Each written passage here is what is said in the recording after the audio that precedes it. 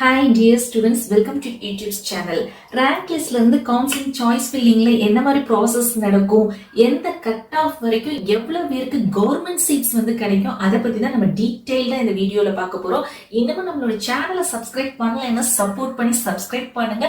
அப்படியே நம்மளுடைய WhatsApp and Telegram சேனலை ஜாயின் பண்ணிக்கோங்க. கண்டிப்பா உங்களுக்கு யூஸ்ஃபுல்லா இருக்கும். நீங்க கமெண்ட்ஸ்ல கொடுக்குற எல்லா டவுட்ஸையுமே நான் வாட்ஸ்அப் சேனல்ல வாய்ஸ் நோட்டா உங்களுக்கு வந்து டெலிவர் பண்ணிட்டு இருக்கேன்.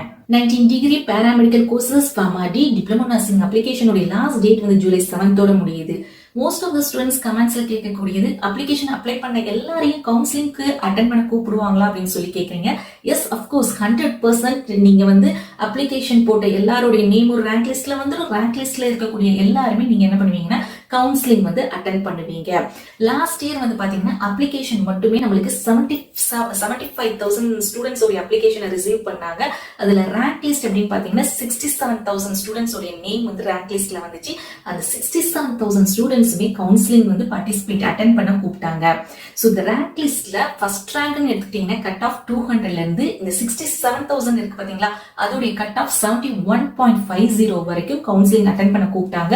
எப்படி கவுன்சிலிங் அட்டென்ட் பண்ண கூப்பிட்டாங்க அப்படின்னு பாத்தீங்கன்னா 4 ரவுண்டா. இப்போ ரவுண்ட் 1ல வந்து பாத்தீங்கன்னா உங்களுக்கு ரேங்க் ஃபர்ஸ்ட் ரேங்க்ல இருந்து 19,466 ரேங்க் வரைக்கும் இருக்கக்கூடிய ஸ்டூடெண்ட்ஸ் அதோடைய கட் ஆஃப் அப்படின்னு பாத்தீங்கன்னா 200ல இருந்து 160. ரவுண்ட் 2ல வந்து பாத்தீங்கன்னா ரேங்க் வந்து ஃபர்ஸ்ட் ரேங்க்ல இருந்து 53,521 ரேங்க் வரைக்கும் கூப்பிட்டாங்க. அதோடைய கட் ஆஃப் வந்து 200ல இருந்து 125 கட் ஆஃப் வரைக்கும். அதுக்கடுத்து ரவுண்ட் 3 வந்து மாப் அப் ரவுண்ட் நம்மளுக்கு கண்டக்ட் பண்ணாங்க. அதோடைய ரேங்க் பாத்தீங்கன்னா ஃபர்ஸ்ட் ரேங்க்ல இருந்து 67,038 வரைக்கும் இருக்கக்கூடிய ரேங்க் ஸ்டூடெண்ட்ஸை கூப்பிட்டாங்க. கட் ஆஃப் அப்படின்னு எடுத்துக்கிட்டீங்கன்னா 200ல இருந்து 71.50.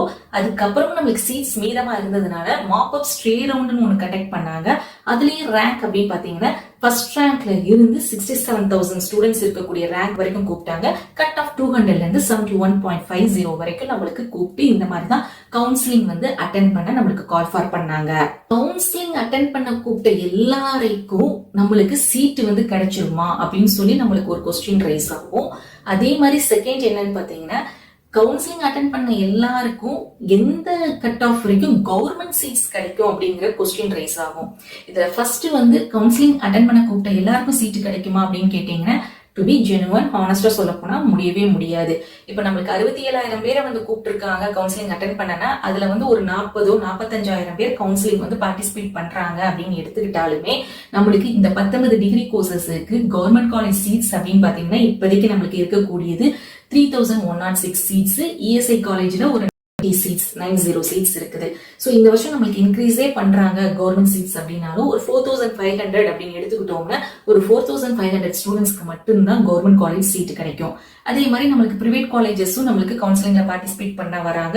மோர் தென் ஒரு 20,000க்கு மேல சீட்ஸ் இருக்கு. அப்படி பார்க்கும்போது இந்த ஒரு அட்டென்ட் பண்ணக்கூடிய ஸ்டூடெண்ட்ஸுக்கு ஒரு 20,000 பேருக்கு தான் நம்மளுக்கு என்ன கிடைக்கும் அப்படின்னா சீட்ஸ் வந்து கிடைக்கும்.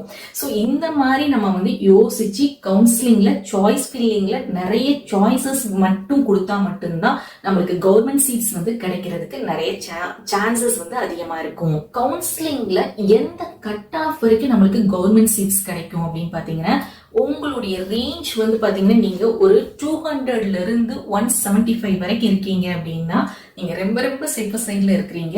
உங்களுக்கு கண்டிப்பா கவர்மெண்ட் காலேஜ்ல சீட்டு கிடைக்கும். எஸ்பெஷலி இந்த டாப் கோர்சஸ் எல்லாரும் விரும்பக்கூடிய courses BSc nursing female male BPT B Pharm cardiac OTAT இந்த கோர்ஸ் வந்து கண்டிப்பா கிடைக்கிறதுக்கு சான்சஸ் இருக்கு. பட் நீங்க பண்ண வேண்டியது நீங்களுமே ஒரு காலேஜ்னு கொடுக்காதீங்க.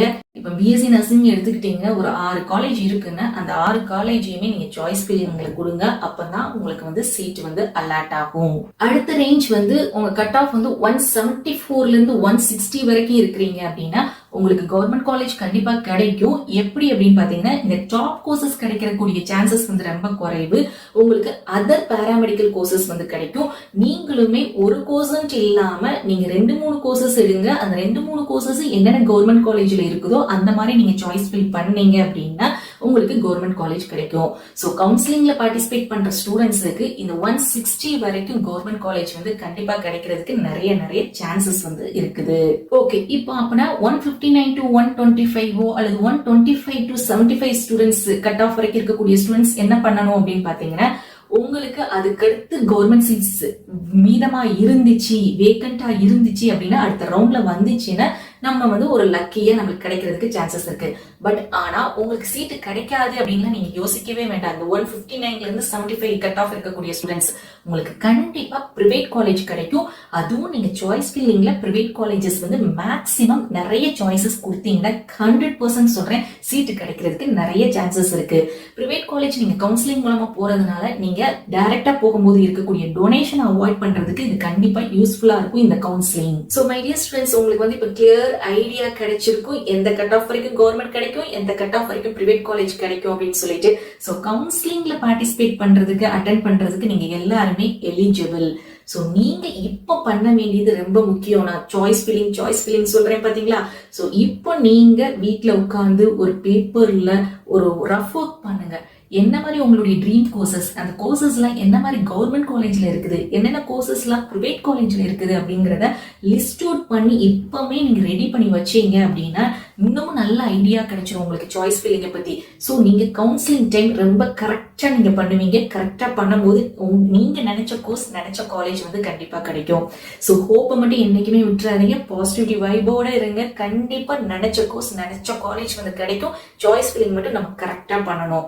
ஹோப் உங்களுக்கு இந்த வீடியோ வந்து யூஸ்ஃபுல்லா இருக்கும்னு நினைக்கிறேன். உங்களுக்கு இந்த வீடியோ பிடிச்சிருந்தா லைக் பண்ணி ஷேர் பண்ணுங்க. அப்படியே நம்மளுடைய சேனலையும் சப்ஸ்கிரைப் பண்ணிக்கோங்க. தேங்க்ஸ் ஃபார் வாட்சிங்.